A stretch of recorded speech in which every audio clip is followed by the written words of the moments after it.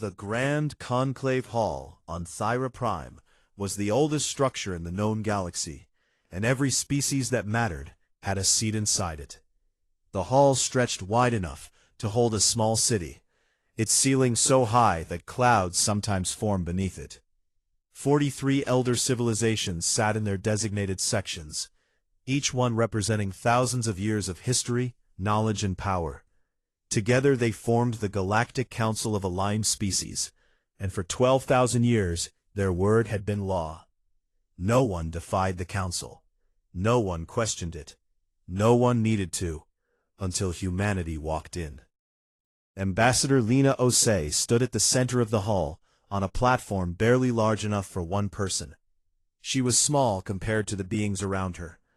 The Velhari towered above in their crystalline bodies, light bending through their translucent forms like living prisms.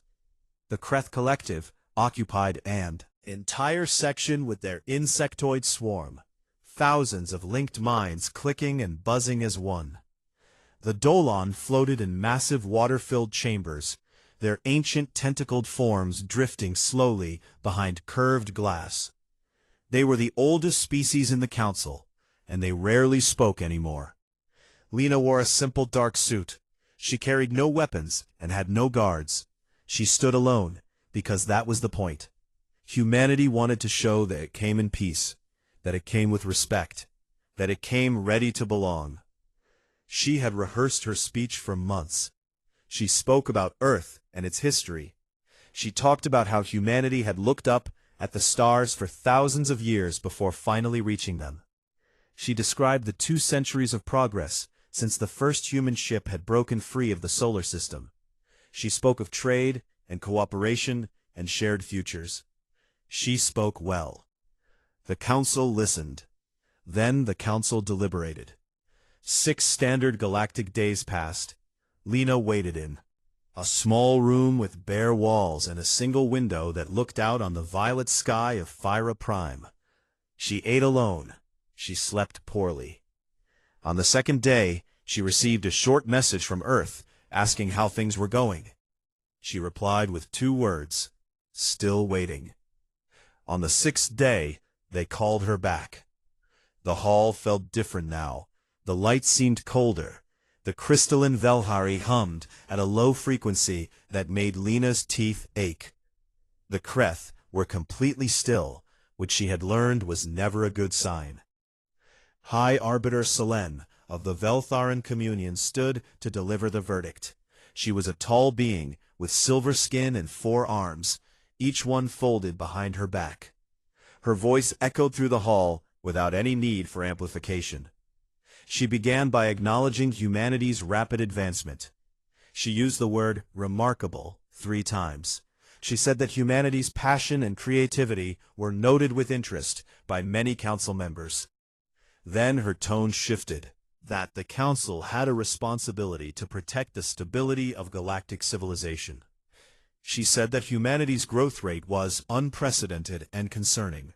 She pointed out that in just 200 years, humans had spread to 14 star systems and showed no signs of slowing down. She noted that humans had fought 7 wars among themselves during that same period, and that their political systems changed with alarming frequency. She said that most species in the council had taken thousands of years to reach the stars.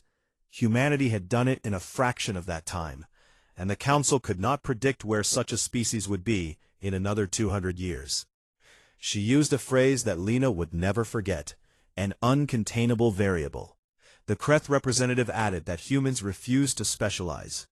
Every other species in the galaxy had a role, builders or thinkers or warriors or traders. Humans tried to be everything at once, and the Kreth found this deeply troubling. The Dolan said nothing. They never did anymore. But when the vote was cast, their light pulsed red, along with all the others. The verdict was unanimous. Exile. Not just denial of membership, but active banishment. Humanity was to withdraw from all council-regulated space within 1 standard galactic year. Every trade agreement was void. Every diplomatic channel was closed. Every human colony within council borders was to be evacuated. If humanity failed to comply, the council authorized the use of force. The hall was silent after the verdict. 43 species watched the small human woman on the platform, waiting to see if she would beg, or cry, or threaten. Lena Ose did none of those things. She looked around the hall slowly. Her eyes moved from one delegation to the next. She looked at the Velhari, and the Kreth, and the Dolan. She looked at species she had spent years studying and learning about, species she had admired, species she had believed would welcome humanity as equals. Then she spoke. Her voice was calm, and it carried through that massive hall without a single tremor. You will remember this day. 5 words, that was all. She turned and walked off the platform, and out of the hall, and she did not look back. The exodus began within the week. 14 colonies were abandoned. Some had been built over decades, with homes and schools and parks, and entire generations of memories rooted in their soil. Families packed what they could carry and left the rest behind.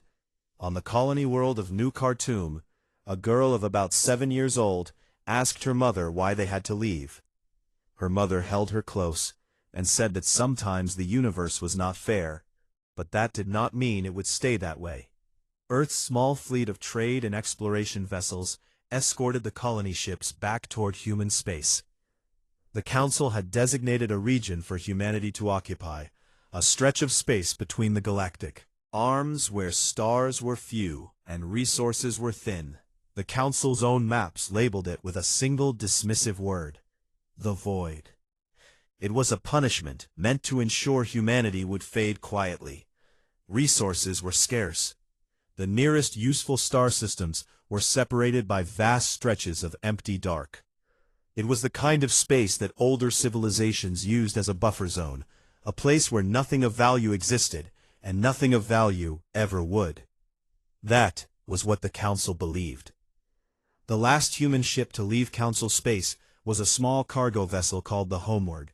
It carried supplies and a few hundred evacuees from the final colony. As it crossed the border into the void, its captain, a woman named Dara Okonkwo, sent one final transmission back toward Council space on an open channel. We came to you with open hands, and you turned us away. We will not forget, and we will not forgive. But we will survive, and one day you will understand what you have done. Council paid much attention to the message.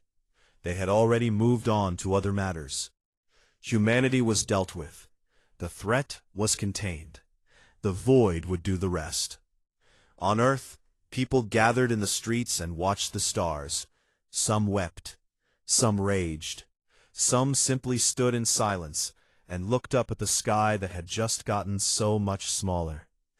But in the quiet rooms where decisions were made, in the offices of generals and scientists and leaders, something else was happening. Something the Council had not accounted for. Humanity was not breaking. It was hardening. And in the void, in the dark and the silence and the emptiness, a fire was beginning to burn. Exiled by the Council, humanity seized the void. Part 2. The Silence. For 50 years the galaxy heard nothing from the species it had thrown away. The Council moved on quickly after the exile. There were trade disputes to settle, border conflicts to manage, and the endless slow politics of 43 ancient civilizations trying to agree on anything. Humanity became a footnote, a cautionary tale told to younger species who grew too ambitious too fast. The Velhari sometimes referenced it in their diplomatic lectures as proof that the Council's wisdom was absolute. The Kreth didn't mention it at all.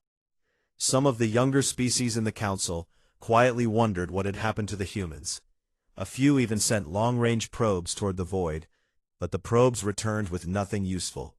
The region was too vast and too empty, and the signals too faint. Inside the Council's grand halls, the consensus was simple. Humanity had either died out or regressed into irrelevance. The void was a graveyard, and the humans were buried in it. They could not have been more wrong. Inside the void, humanity was not dying. It was transforming. The first decade after the exile was brutal. Resources were thin, and the habitable worlds within human reach were few and harsh. Earth itself was overcrowded with returning colonists, and the economy buckled under the strain. There were food shortages and energy crises, and riots in 3 major cities during the first winter. People were angry and afraid, and the governments of Earth struggled to hold things together. But something strange happened during those dark years. Instead of fracturing, humanity began to pull together. It started with a man named Kofi Asante. Kofi was a physicist who had spent years studying the technology humanity had glimpsed during its brief time among the stars. He had visited council worlds and seen their ships, their energy systems, and their medical technology. He had taken notes on everything, not because anyone had asked him to, but because he was the kind of person who could not look at something without wanting to understand how it worked. When the exile came, Kofi returned to Earth with notebooks full of sketches and equations and half-formed ideas. He presented them to the newly formed United Terran Research Collective, a body created specifically to solve the impossible problem of surviving in the void. Kofi's argument was simple. The Council had denied humanity access to galactic technology, but they could not erase what humans had already seen and learned. Humanity would rebuild from what it remembered, and then it would go further. The Research Collective became the largest scientific effort in human history. Every university, every lab, every garage inventor with a good idea was pulled into the project. Kofi led the energy division, and within 8 years, his team cracked zero-point energy extraction. Carefully restricted. They didn't do it the way the Council did it. They found their own path, and their version was rougher, but it worked, and it could be scaled. That breakthrough changed everything. With abundant energy, humanity could terraform the barren worlds of the void. Frozen rocks became livable within years. Dead moons were hollowed out and turned into massive stations. Rogue planets drifting in the dark between stars were captured and converted into mobile bases. Humanity didn't just settle the void, it reshaped it. Meanwhile, a woman named Admiral Yuki Tanaka was building something else entirely. Yuki had been a young officer during the exile, stationed on one of the colony worlds that had been abandoned. She had watched her crew pack up everything they had built and leave it behind for the Council to claim. She had sworn that day that humanity would never be that vulnerable again. She was given command of Earth's scattered defense forces and told to make them into something that could protect human space. Her budget was small and her ships were old, and she was facing the theoretical possibility of war against civilizations that had been building warships for millennia. So she didn't try to match them. Instead, she studied the void itself. She realized that the very thing that made it a punishment also made it a fortress. The vast distances, the empty dark, the lack of navigational landmarks that Council ships relied on, these were all advantages if you knew how to use them. She built a navy designed for the dark, small fast ships that could run silent for months, weapons platforms hidden inside asteroids, sensor networks woven through nebulae, wolfpack tactics that used the void's emptiness as a weapon, striking from nowhere and vanishing before the enemy could respond. She called it the Terran Void Navy, and she trained her crews in conditions that would have terrified any Council species. They fought in places where the environment was as hostile as the enemy, and they knew how to use that to their advantage. Sensors failed, where gravity was treacherous, where a single mistake meant drifting forever in the black. She pushed them until they were harder than the void itself. But the most important project was one that almost nobody knew about. It was called the Long Reach. Deep within a classified facility on a moon orbiting Earth, a small team began building something unprecedented. Thousands of unmanned probes designed to travel far beyond the void, past Council space, past the edges of every map that had ever been drawn. Each probe carried a seed bank, a digital archive of all human knowledge, communication equipment, and enough power to last centuries. They were launched in secret, one by one, into the unknown. The purpose was survival, not of humanity as a nation or a species on a single world, but as an idea. If the Council came for them and won, if Earth burned and the colonies fell, these probes would carry the record of what humanity had been into the deepest reaches of space. Someone, somewhere, someday might find them. But the long reach had a second purpose that only a handful of people understood. The probes were also scouts. They mapped what lay beyond the known galaxy, the places no Council species had ever gone, and they sent back what they found. What they found was extraordinary. There were worlds out there, worlds rich with resources, worlds with strange life, worlds that defied every model the Council science had built. And there were signals, faint and old and coming from directions no one had ever looked. Humanity was not alone in the dark, and the dark was not as empty as everyone believed. By the time 50 years had passed, humanity was unrecognizable from the broken species that had been cast into the void. The population had grown, Earth was thriving, a dozen colony worlds were fully established, and more were being built every year. The Terran Void Navy was small, but lethal, trained for a kind of warfare no Council species had ever imagined. Zero-point energy powered everything, and Kofi Asante's research teams were on the edge of something even bigger, a new form of faster-than-light travel that didn't use the Council's warp lanes at all. They called it rift walking. It worked by folding through the dark energy substructure of space itself, slipping between the cracks in reality, rather than pushing through it. The first successful test was conducted in secret, and the pilot, a young woman named Sarah Voss, became the first human to travel between stars without anyone in the galaxy knowing she had moved. The implications were staggering. Council ships traveled on monitored warp lanes like trains on tracks. Humanity could now move like ghosts, appearing and disappearing anywhere without warning, without trace, without permission. Kofi Asante was old by then. He stood in the observation room, watching the test data scroll across the screens, and he allowed himself a rare smile. His assistant asked him what he was thinking, and he said something that would later be inscribed on the wall of the Void Research Academy. They gave us nothing, so we built everything. They gave us darkness, so we learned to see in it. They thought the void would kill us. Instead, it made us into something they cannot understand. Outside the station, the void stretched in every direction, vast and dark and silent. But it was no longer empty. It was full of humans, and they were ready for whatever came next. Exiled by the Council, Humanity Sees the Void, Part 3, First Contact Again. The first sign that something had changed came from a Kreth patrol ship operating near the edge of Council space. The ship was on a routine survey mission, scanning the border of the void for any signs of activity. It had done this run 100 times before, and had never found anything. The void was dead space, empty and silent, and not worth anyone's attention. Then the ship vanished. For 3 days the Kreth Collective heard nothing.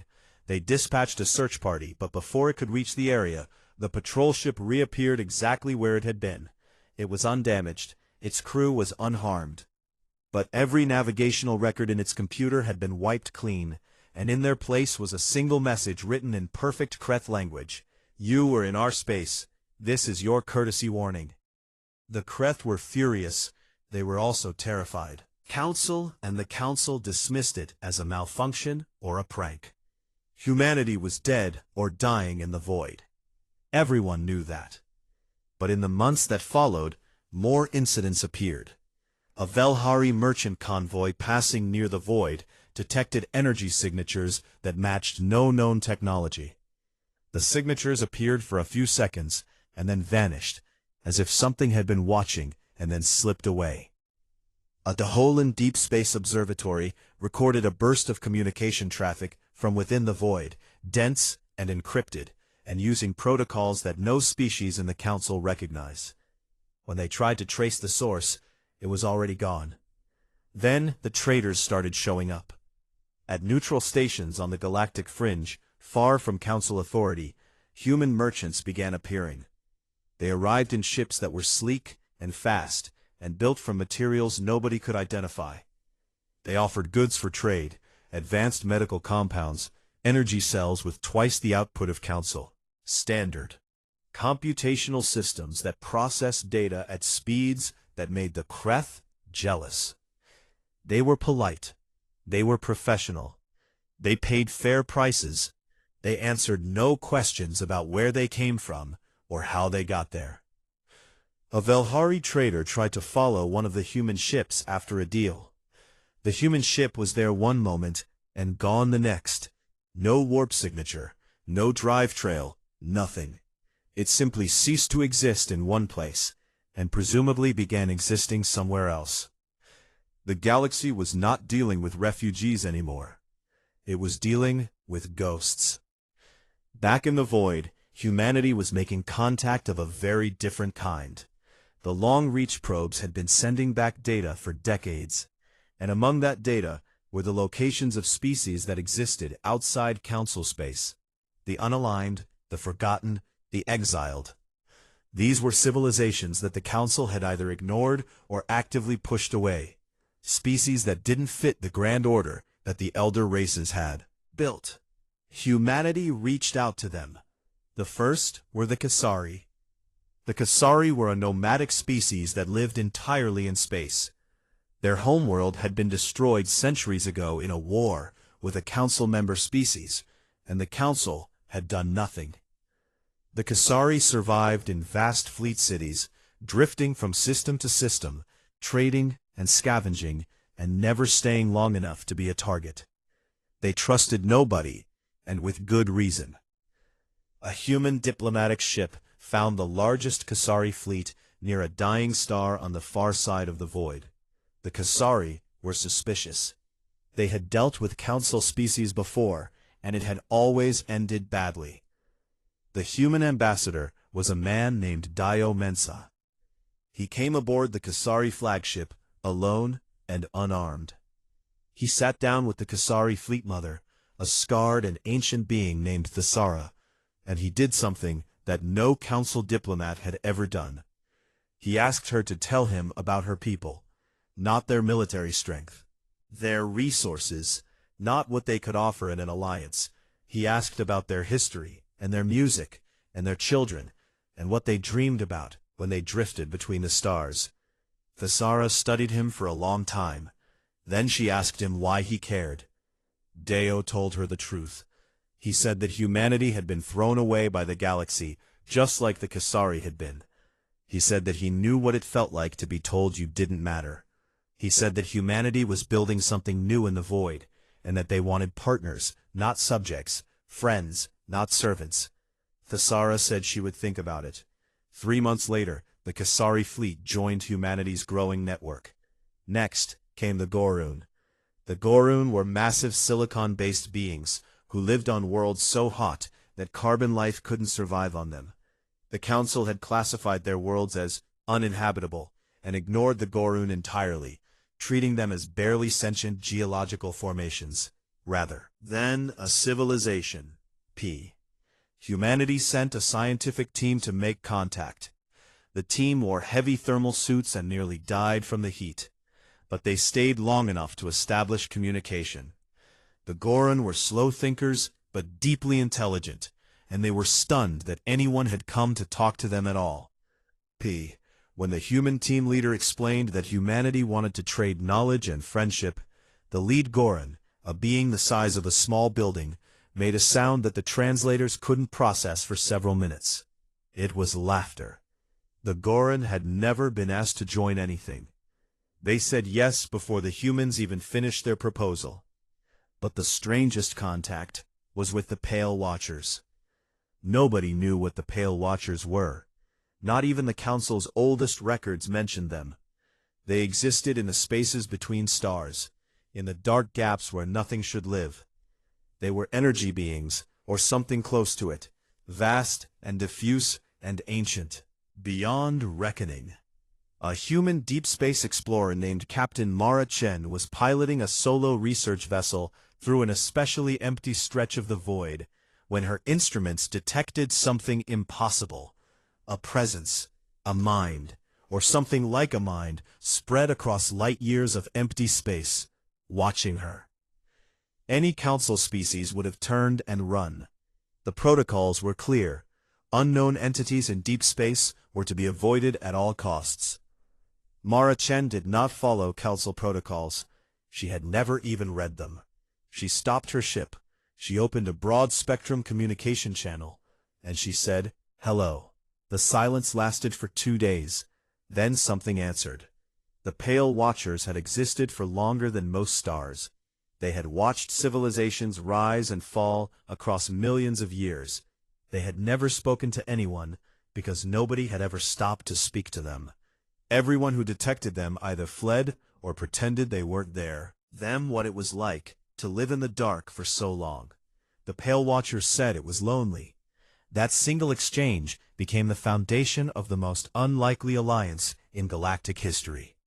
The Pale Watchers couldn't fight and didn't want to, but they could see things that no sensor array could detect. They could feel the movement of ships across vast distances. They could read the shape of space itself. They became humanity's eyes in the dark. Within a few decades, humanity had built something the galaxy had never seen before. A coalition of the unwanted, the exiled, the forgotten, the ignored. Humans and Kesari and Gorun and Pale Watchers and a dozen other species that the Council had written off as worthless. They called it the Void Compact. It was not an empire. Humanity didn't rule it. There was no single leader, and no species was above any other. Decisions were made together, resources were shared, technology was exchanged freely. Sovereignty and its culture and its right to say no. The Void Compact held together not because of fear or force, but because every species in it knew what it felt like to be cast aside. They had all been told they didn't matter, and they had all found in each other proof that this was a lie. The Council began to take notice. Intelligence reports described the Compact's growing territory and technological capability with increasing alarm. The Velhari demanded action. The Kreth began reinforcing their border fleets. Even the normally passive Diolan expressed concern through their silence, which somehow felt heavier than usual. But humanity and its allies were not hiding anymore. At a neutral station on the galactic fringe, Dio Mensa, now older and serving as the Compact's chief diplomat, held an unauthorized meeting with a junior council representative from one of the younger member species. The representative asked him nervously what humanity wanted, smiled, and said something that would be repeated across the galaxy for years to come. "We don't want what you have. We already built our own. What we want is for you to understand something. The void is not empty anymore, and the people you threw away are no longer afraid of you." The representative went pale. Back on Thyra Prime, the Council held an emergency session for the first time in 400 years. The topic was simple. What had humanity become, and could it still be stopped? Exiled by the Council. Humanity sees the void. Part 4. The Council strikes. The decision to go to war was made in a single session. High Arbiter Selene of the Veltaran Communion stood before the Council and made her case, with the precision of someone who had been preparing for this moment for years. She presented intelligence reports showing the growth of the Void Compact. She showed star maps with human territory marked in red, spreading outward like a stain. She displayed intercepted communications that proved humanity had allied with species the Council had deliberately marginalized. She called it a conspiracy against galactic order.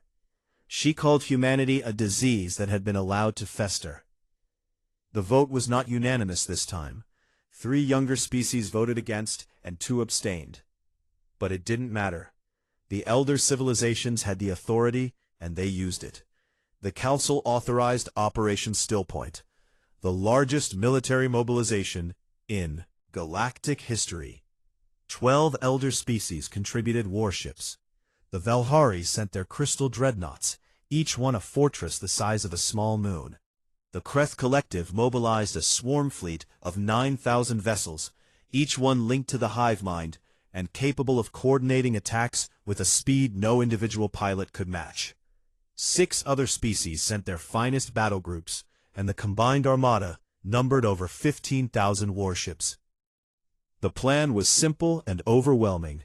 They would push straight through the void in a single massive thrust aimed directly at Earth. They would crush humanity's homeworld, and then sweep outward to destroy the colonies. Without Earth, without its symbolic heart, the void compact would fracture, and the exiled species would scatter back into irrelevance. The armada assembled at the border of Council space, and it was a sight that would have made any species in the galaxy surrender on the spot. Thousands of warships stretching across light years, their combined energy output bright enough to register on sensors halfway across the galaxy. Admiral Yuki Tanaka watched them from a hidden observation post buried inside an asteroid 3 light-years from the border. She was 87 years old, and she had been waiting for this her entire life.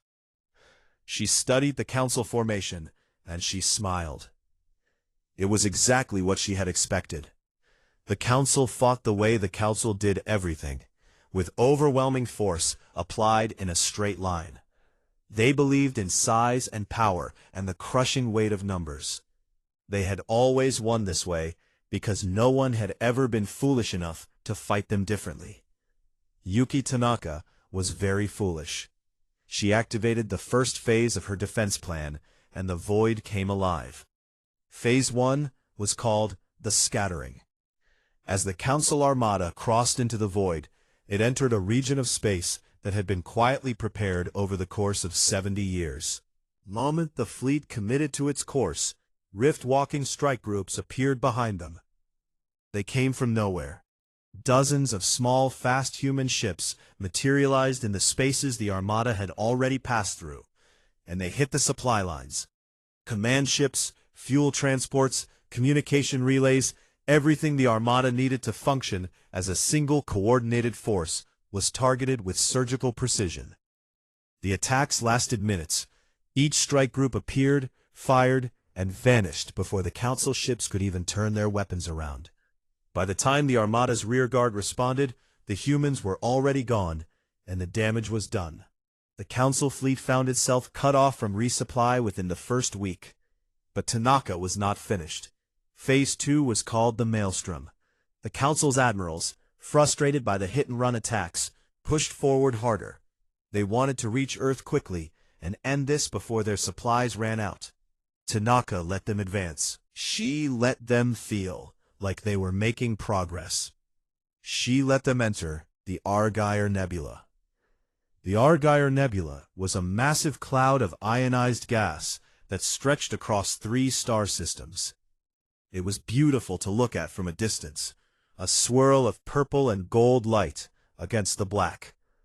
But inside, it was a nightmare. Sensors failed, communications broke down, navigation became guesswork. The Council's sophisticated targeting systems, designed for the clean emptiness of normal space, became almost useless. The Council's admirals knew it was dangerous, but they also knew it was the fastest route to Earth. They pushed through. Inside the nebula, Yuki Tanaka was waiting.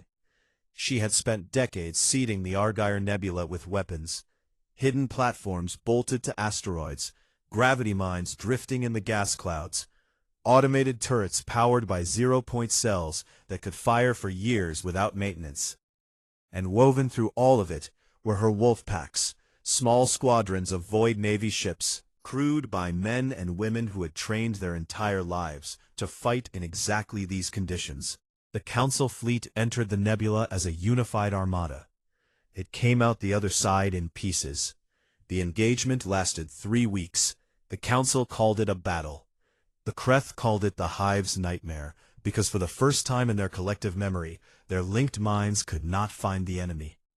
The humans struck from inside gas clouds, from behind dead stars, from underneath asteroid fields. They used the nebula's interference to mask their movements, and they used the Council's own confusion against it. Council ships fired on each other in the chaos. Communications were so disrupted that entire battle groups lost contact with the main fleet, and wandered blind until they were picked off. The Velhari crystal dreadnoughts were powerful but slow, and the humans didn't try to destroy them head-on. Instead, they crippled their engines and left them drifting, too expensive to lay off alone. Destroy and too damaged to fight. By the end of the second week, the Council's admirals were requesting permission to retreat. By the end of the third week, they didn't wait for permission. But even as the battered armada limped back toward Council space, Phase 3 was already in motion. Tanaka called it the Mirror. While the Council's forces had been bleeding in the Argyre Nebula, the Void Compact's allies had been moving. Kasari fleet swarms, fast and unpredictable, appeared at 9 Council border systems simultaneously. Gorun dreadnoughts, massive ships built from the same silicon materials as their bodies, emerged near 4 more. And in the deep reaches of Council space, in systems that should have been untouchable, human rift-walking ships appeared at 4 critical locations. They did not fire a single shot. They simply appeared, announced their presence, and waited. The message was impossible to misunderstand. Your fleet is in the void, and your home is undefended. We are here and we could destroy everything you care about. We are choosing not to. The Council's remaining home defense forces scrambled to respond, but they were spread thin and panicking. Reports flooded into Thyra Prime from every direction. Humans here, Kasari there, Gorun everywhere. The Council's carefully maintained order was cracking, and every species was suddenly more concerned with protecting its own territory than supporting the war effort. The Armada returned to Council space with fewer than 5,000 ships, out of the 15,000 that had departed. Thousands had been destroyed or disabled in the nebula. Thousands more had been abandoned when their crews surrendered or their systems failed. Not a single human ship had approached Thyra Prime. Not a single Council colony had been attacked. No civilians had been harmed. No worlds had been bombed. Humanity had fought a purely defensive war, and it had won so completely that the Council could not even claim to be the victim. The aftermath was devastating for the Council. Not militarily, although the losses were enormous, but politically. The myth of the Council's invincibility had been the foundation of its power for 12,000 years. Every species obeyed, because every species believed that defiance was impossible. That belief was gone now. A species that the Council had exiled, that it had thrown into the most worthless stretch of space in the galaxy, had not only survived, but had defeated the largest military force ever assembled, and it had done so without committing a single atrocity. In the halls of Thyra Prime, the arguments were vicious. The Velhari demanded a second assault. The Kreth were divided, their hive mind fracturing along lines of fear and doubt. Smaller species began quietly reaching out to the Void Compact through back channels, asking if there was room for them too. And then the Dolan spoke. First time, the eldest species had broken their silence in over a century. Their representative, an ancient being whose tentacles were pale with age, rose slowly in the water of their chamber. The entire hall went quiet. The Dolan transmitted a single message, directed not at the Council, but at Earth. It was short, and it was broadcast on an open channel, so that every species in the galaxy could hear it. We were wrong. 3 words from the oldest civilization in the known galaxy. On Earth, Admiral Yuki Tanaka received the message in her command center. She read it twice, and then she set it aside. She had a navy to rebuild and a border to secure. She did not have time for 3 words, no matter who had sent them. But her aide noticed something. Nobody else in the room mentioned it, and it was never recorded in any official report. When she read those words, the old admiral's hands were shaking, and there was water in her eyes. Exiled by the Council, Humanity Seized the Void, Part 5, The void remembers. The galaxy waited for humanity to take its revenge. Every species in the Council expected it. The patterns of history were clear across 12,000 years of galactic civilization. When a wronged species gained power, it used that power to punish those who had wronged it. This was how things worked. The strong crushed the weak, and the weak crushed those who were weaker still. Humanity had every right. The exile had cost them decades of suffering and thousands of lives. The war had proven that the Void Compact could match the Council in military strength, and the rift-walking technology gave humanity the ability to strike anywhere, at any time. The Council's defenses were shattered, and its member species were fracturing. If humanity had wanted an empire, it could have taken one. The younger Council species began preparing for occupation.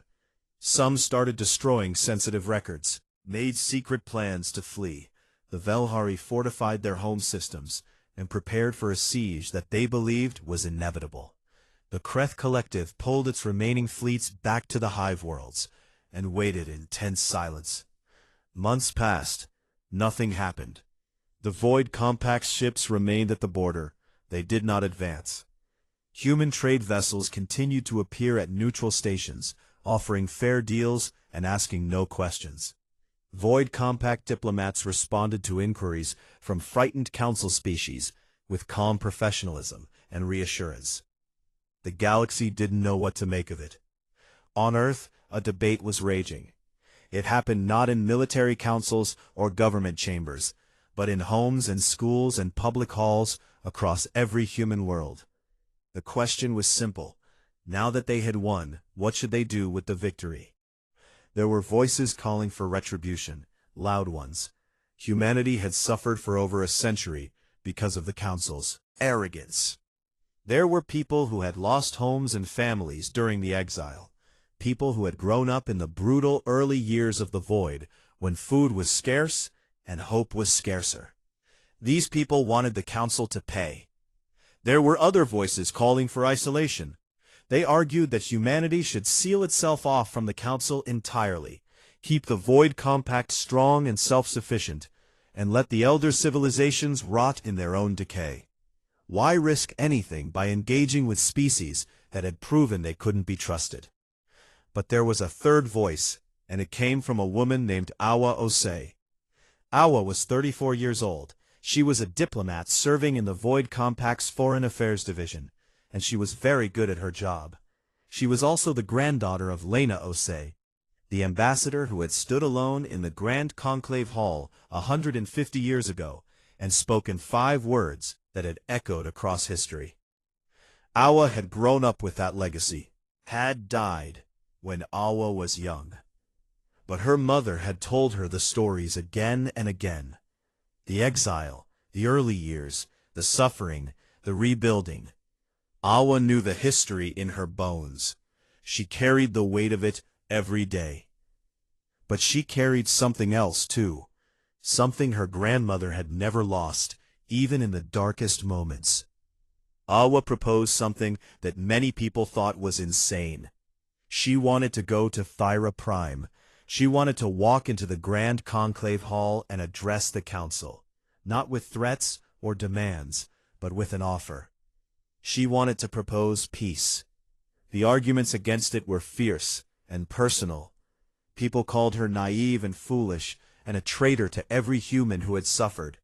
Some said she was dishonoring her grandmother's memory by showing mercy to the species that had cast humanity out. Awa listened to all of it, and then she went anyway. She traveled to Thyra Prime in a single diplomatic vessel, with no escort and no weapons, on the same platform where her grandmother had stood all those years ago, and she walked into the Grand Conclave Hall. The hall was quieter than it had been in Lena's time. Several seats were empty, species that had withdrawn from the Council in the chaos after the war.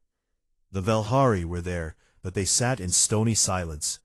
The Kreth were present, but subdued, their usual clicking reduced to a low murmur. The Dolan floated in their chamber, and for once they seemed to be paying very close attention. Awa stood on the same small platform at the center of the hall. She was taller than her grandmother had been, and she wore the dark blue of the Void Compact's diplomatic corps. She looked around at the assembled representatives, and she took a breath. She did not begin with accusations. She did not recite the history of suffering. She did not demand apologies or reparations. Instead, she told them a story. She told them about a girl on the colony world of New Khartoum who had asked her mother why they had to leave. She told them about Captain Dara Okonkwo's last transmission as her ship crossed into the void. She told them about Kofi Asante working through the night to crack zero-point energy because failure meant his species would starve. She told them about Admiral Tanaka training crews in the dark of the nebula, and about Dio Mensah sitting down with the Kessari and simply asking them to share their story. She told them about Mara Chen saying hello to the Pale Watchers when every protocol said to run. She told them about a species that had been thrown into the dark and had found in that darkness not death, but a new way to live. Then she told them what humanity wanted. Not conquest, not revenge, not even an apology. She proposed the new accord, a framework for galactic cooperation that would replace the Council's old hierarchy with something different. A system where no species, old or young, powerful or weak, would be exiled for the crime of being different, where the Void Compact and the Council could exist not as enemies, but as partners, where the mistakes of the past would be acknowledged and learned from, rather than repeated. It was not a demand, it was an invitation. The hall was silent for a long time. Then the Velhari High Arbiter stood. This was not Solen, who had delivered the original exile verdict, and had since died of old age, but her successor, a younger Velhari named Thessin, who carried her predecessor's pride without her wisdom. Thessin rejected the proposal. He called it an insult. He said the council would never submit to terms dictated by a species it had rightfully expelled. He stormed out of the hall, and 6 other delegations followed him. For a moment, it seemed like everything Awa had risked had been for nothing. Then the Dalan moved. The eldest species had not stood in the conclave hall in living memory. Most of the younger representatives had never seen a Dalan outside their water chamber. But now the chamber's walls retracted, and the ancient being within rose to its full height, towering and pale, and draped in tendrils that drifted like kelp in a current. Every eye in the hall turned to watch. The Dalan spoke, and its voice was deep and slow, carrying the weight of millennia. We exiled them because we feared what they might become. We were right to fear it. Not because they became conquerors, but because they became what we never could. They became merciful. The words settled over the hall like snowfall. The vote that followed was messy and incomplete. Not all species agreed. Not all wounds were healed. Not all fears were addressed. The Velhari bloc refused to participate, and several other species abstained. The new accord was adopted by a slim majority, and everyone knew it would take decades of negotiation and setbacks and slow, difficult trust-building before it meant anything real. But the door was open. That was enough. Awa returned to Earth a week later. She didn't give speeches or accept awards. She went to the Void Memorial, a towering black obelisk that had been built on the outskirts of the capital city during the early years of the exile. It was covered with names, millions of them, every human who had died during the exile and the years of hardship that followed. She found her grandmother's name near the top, Lena Osei, Ambassador, Year 1. Below the name was the inscription that humanity had chosen for itself, the words that were carved into every memorial and every monument across every human world in the void. They cast us into darkness. We made it home. Awa placed her hand on the stone and stood there for a long time. She thought about her grandmother standing alone in that enormous hall, surrounded by species that saw humanity as nothing more than a problem to be solved. She thought about all the years in between, the suffering and the stubbornness, and the slow building of something extraordinary from nothing. She thought about the Sara of the Kessari and the Goron who had laughed when someone finally asked them to join something, and Mara Chen floating alone in the dark, saying hello to beings made of starlight. She thought about mercy and what it cost and why it mattered. The sun set over the capital, and the memorial's black surface caught the last light, turning the carved names golden for a few minutes before the dark came. Far away, in the deepest reaches of space, farther than any crewed ship had ever traveled, a long-reach probe drifted through absolute emptiness. It had been traveling for over a century, and it had long since passed beyond the edge of every map. Its sensors detected something, a signal, vast and old, and structured in patterns that matched no known language or technology. It came from beyond the galaxy's edge, from a direction that no species had ever explored, and it pulsed with a rhythm that felt almost like a heartbeat. The probe recorded the signal and began transmitting the data back toward human space. It would take years for the message to arrive, but it would arrive. And when it did, humanity would do what it had always done. It would look at the unknown, and instead of turning away, it would take a step forward. There was always further to go. There was always more darkness to fill with light. And humanity, the species that had been thrown away by a galaxy that feared it, would walk into that darkness the same way it always had, together and unafraid, and smiling at the void.